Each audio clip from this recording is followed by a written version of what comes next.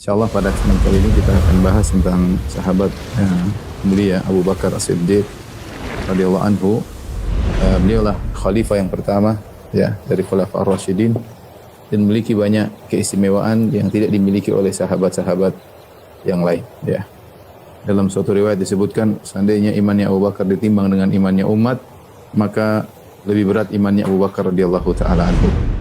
Nama beliau adalah Abdullah. Ada khilaf, ada yang mengatakan Abdullah, ada yang mengatakan Atiq ya. Bin Utsman. Utsman ini ayahnya Abu Bakar yang julukannya adalah Abu Quhafa. Kemudian bin Amir, bin Amr, bin Ka'ab, bin Sa'ad, kemudian bin Taim, bin Murrah, bin Ka'ab, bin Lu'ay, bin Ghalib, bin Fihr, bin Malik, kemudian seterusnya sampai kepada bin Adnan, sampai kepada Ismail alaihissalam. Tapi bertemunya Nabi SAW dengan Abu Bakar di sini bin Murrah ya. Ya, jadi ketemunya di kakek mereka namanya Murrah ya. Dan ini semua adalah keturunan dari Quraisy ya. Ayahnya masuk Islam ya. Masuk Islam ketika Fatu Makkah. Jadi ayahnya masuk Islam, ibunya juga masuk Islam. Jadi dia keluarga yang berkah, ayahnya masuk Islam, ibunya masuk Islam, Abu Bakar masuk Islam. Anak-anaknya juga Islam, Masya Allah ya. Adapun Abu Bakar radhiyallahu ta'ala anhu, dia memiliki beberapa istri ya. 4 ya. Di antaranya Habibah bintu Kharijah Al-Ansariyah, kemudian Qutailah ya. Ummu Ruman, kemudian Asma binti Umais. Adapun dari istri yang dia nikah di zaman jahiliyah dengan Qutailah, maka punya anak 2 ya. Namanya Abdullah dan Asma. Asma binti Abu Bakar. Yang Asma menikah dengan Zubair bin Awam. Adapun dari Ummu Ruman lahirlah Aisyah radhiyallahu taala anha, kemudian Abdurrahman. Dari Asma binti Umais lahirlah Muhammad bin Abi Bakar. Dari Habibah binti Kharijah Ummu Kulsum. Inilah keluarga Abu Bakar radhiyallahu taala anhu ya. Abu Bakar lahir 2 tahun setelah tahun gajah, Amul Fil. Abu Bakar wafat 2 tahun setelah wafatnya Nabi. Yaitu sekitar tahun 13 Hijriah.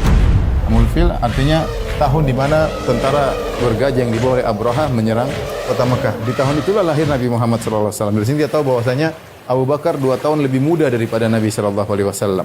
Dan ketika beliau meninggal, umurnya sama dengan Nabi SAW. Sama-sama umur 63 tahun.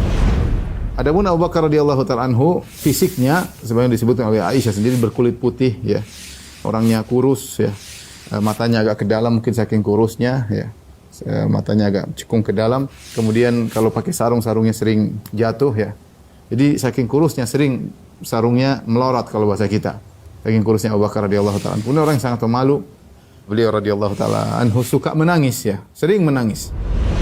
Di antara akhlak Abu Bakar radhiyallahu ta'ala anhu, beliau orangnya kalau kita bahasa kita pandai bergaul ya. Kenapa? Karena beliau termasuk orang yang paling pakar nasab. Tidak semua orang Quraisy pakar nasab. Orang dahulu di antara pembicaraan yang menyenangkan bicara tentang nasab. Oh, kamu keluarga ini, nasabmu begini-begini. Kenal, itu menyenangkan. Ketika dia pakar tentang nasab-nasab orang, maka dia mengerti tentang kabilah ini, bagaimana menghadapi kabilah ini, bagaimana sifat-sifat mereka. Dan beliau adalah pedagang yang kaya raya, sehingga beliau sering bersafar ke sana kemari. Orang kenal Abu Bakar. Ketika di zaman jahiliyah, beliau tidak pernah minum khamar. Padahal khamar adalah minuman yang sangat-sangat wajar ketika itu di zaman jahiliyah, bahkan minuman kebanggaan. Minuman kebanggaan orang-orang Arab dahulu adalah khamar. Tetapi Abu Bakar radhiyallahu anhu tidak pernah minum khamar.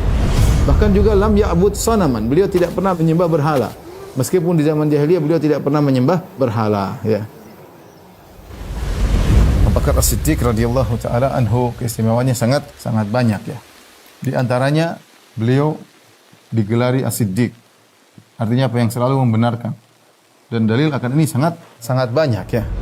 Kata Rasulullah SAW dalam suatu hadis ya, yang maknanya benar, kata Nabi SAW, bahwasanya tidaklah aku menawarkan Islam kepada seorang pun kecuali ada keraguan. Abu Bakar saja yang langsung membenarkan Rasulullah SAW. Abu Bakar selalu membenarkan Nabi SAW. Jadi beliau ketika ditawarkan Islam tidak ragu, langsung terima. Tidak mikir-mikir dulu ya. Kenapa bisa demikian? Kata para ulama, karena Abu Bakar adalah teman dekat Nabi SAW. Jadi dia tahu benar bagaimana Rasulullah SAW sebelum Nabi menjadi seorang Nabi. Dia tahu kejujurannya Nabi SAW, tahu amanahnya Nabi SAW, sering bareng sama Nabi SAW. Ketika Nabi bilang saya seorang Nabi, dia langsung percaya. Makanya dia As-Siddiq. Kemudian di antara kisah Abu Bakar radhiyallahu taala anhu, ya. Beliau orang dewasa yang pertama masuk Islam. Laki-laki yang pertama kali masuk Islam ada 3 orang.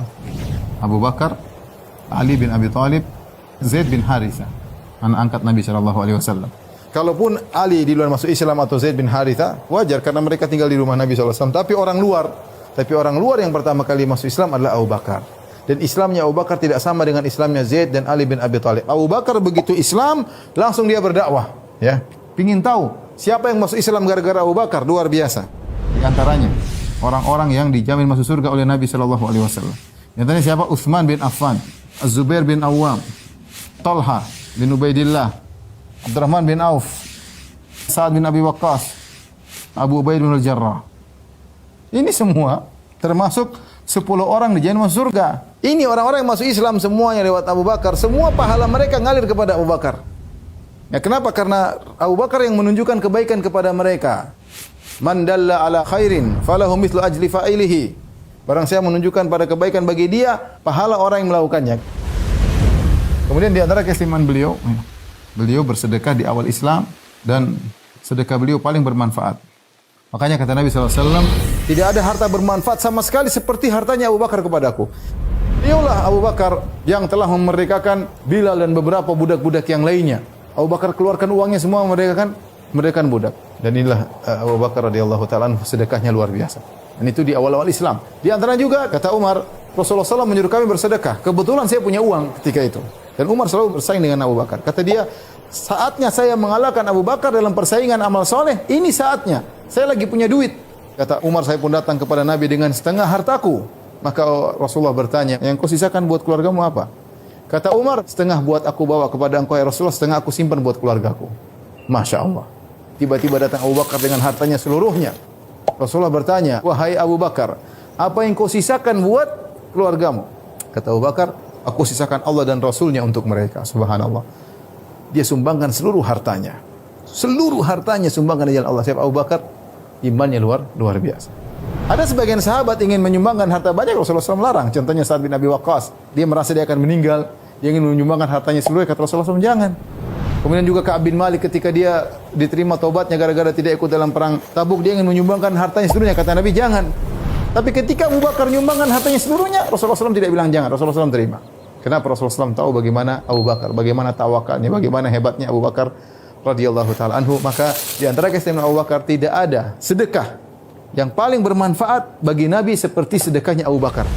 Kemudian di antara keistimewaan Abu Bakar radhiyallahu anhu, beliau semangat dalam banyak amal soleh. Dari Abu Hurairah radhiyallahu taala anhu, beliau berkata, qala Rasulullah sallallahu alaihi wasallam, Rasulullah SAW pernah bertanya, siapa di antara kalian wahai para sahabatku yang berpuasa hari ini? Kata Abu Bakar, saya Rasulullah. Kemudian Rasulullah SAW bertanya lagi, siapa yang hari ini mengikuti jenazah, ya, mengantarkan jenazah sampai dikuburkan? Abu Bakar menjawab, saya ya Rasulullah. Rasulullah bertanya lagi, siapa di antara kalian yang beri makan kepada orang miskin pada hari ini? Abu Bakar mengatakan, saya ya Rasulullah. Rasulullah bertanya lagi, siapa yang hari ini menjenguk orang sakit? Kata Abu Bakar, saya ya Rasulullah. Kata Rasulullah SAW, tidaklah perkara-perkara ini berkumpul pada seorang mukmin kecuali masuk surga, ya. Dan menunjukkan bahwasanya beliau semangat dalam banyak amal soleh. Jadi beliau punya andil dalam banyak amal soleh. Ini beramal, itu beramal, ini beramal, itu beramal. Dan ini jarang orang yang seperti ini, ya. Jarang seperti Abu Bakar radhiyallahu taala anhu. Kemudian di antara keistimewaan Abu Bakar radhiyallahu anhu, beliau satu-satunya yang jadi imam ketika Rasulullah sakit. Bahkan Rasulullah yang suruh. Ketika Rasulullah SAW ingin sholat berjamaah, Rasulullah SAW pingsan, tidak kuat di hari-hari akhir hayat beliau. Kemudian Rasulullah SAW terbangun, minta air lagi agar beliau semangat untuk sholat berjamaah. Ketika beliau tidak mampu, beliau mengatakan, muru Abu Bakrin. Suruh Abu Bakar menjadi imam. Setelah 13 hari Rasulullah SAW sakit, pada hari Senin Rasulullah SAW meninggal, itu pada tanggal 12 Rabiul Awal, tanggal 12 Rabiul Awal tahun 11 Hijriah. Ketika Rasulullah SAW meninggal, maka Umar bin Khattab radhiyallahu anhu tidak menerima hal tersebut. Maka Umar waktu itu berteriak di hadapan para sahabat, demi Allah Rasulullah SAW belum meninggal. Sungguh Allah akan bangkitkan dia kembali. Dan dia akan memotong kaki-kaki dan tangan-tangan ya mereka, yaitu orang munafik. Ya. Kata Umar menjelaskan, dia menyesal. Dia mengatakan, wallahi makana yaqau fi nafsi illa dza. Ketika itu tidak ada terbetik dalam benakku kecuali Rasulullah tidak meninggal. Rasulullah SAW tidak meninggal. Ya. Dan orang tidak ada yang berani menegur Umar karena karismatik Umar. Dan orang pada bingung Rasulullah SAW meninggal atau tidak. Maka Abu Bakar keluar. Abu Bakar berkata, wahai yang bersumpah, tenang, jangan kemana-mana. Dia diamkan Umar. Tatkala Abu Bakar mulai ngomong, Umar diam, tidak berani ngomong di hadapan Abu Bakar radhiyallahu taala anhu. Abu Bakar kemudian memuji Allah, menyanjung Allah. Kemudian beliau berkata, ketahuilah siapa yang menyembah Muhammad sallallahu alaihi wasallam, sungguhnya Muhammad telah meninggal. Barang siapa yang menyembah Allah, sungguhnya Allah Maha hidup dan tidak mati. Wa qala, kemudian Abu Bakar membacakan firman Allah, innaka mayyitun wa innahum mayyitun. Sungguhnya engkau akan mati sebagaimana mereka juga akan mati. Ayat ini turun kepada Nabi. Engkau akan mati sebagaimana mereka akan mati. Lihat bagaimana Abu Bakar berdalil dengan cepat dengan ayat-ayat yang menjelaskan bahwasanya Rasul akan meninggal dunia. Kemudian Abu Bakar membacakan firman Allah, "Ma Muhammadun illa rasulun qad khalat min qablihi rusul." Tidaklah Muhammad kecuali hanya seorang rasul sebagaimana telah lalu rasul-rasul sebelumnya. Afa immata, apa kalau dia meninggal dunia? Au qutila, atau dia terbunuh. In qalabtum ala aqabikum, kalian kembali murtad. Ketika para sahabat mendengar ayat-ayat tersebut, maka kaget mereka mendengar ayat ini, maka mereka sadar bahwasanya Rasulullah SAW benar-benar meninggal dunia. Tapi mereka seakan-akan luput dari mereka dua ayat ini. Abu Bakar tenang dan dia menghadirkan dua ayat tersebut. Sehingga ketika dia membaca dua ayat tersebut, para sahabat kemudian menangis. Ya, mereka tahu bahwasanya Rasulullah SAW benar-benar telah meninggal dunia. Ya. Ini secara singkat apa yang dilakukan oleh Abu Bakar radhiyallahu taala anhu ketika beliau menjadi khalifah. Secara umum ketika beliau diangkat menjadi khalifah, pertama yang beliau lakukan adalah melanjutkan semua petugas atau wali-wali yang telah ditempatkan oleh Nabi sallallahu alaihi wasallam.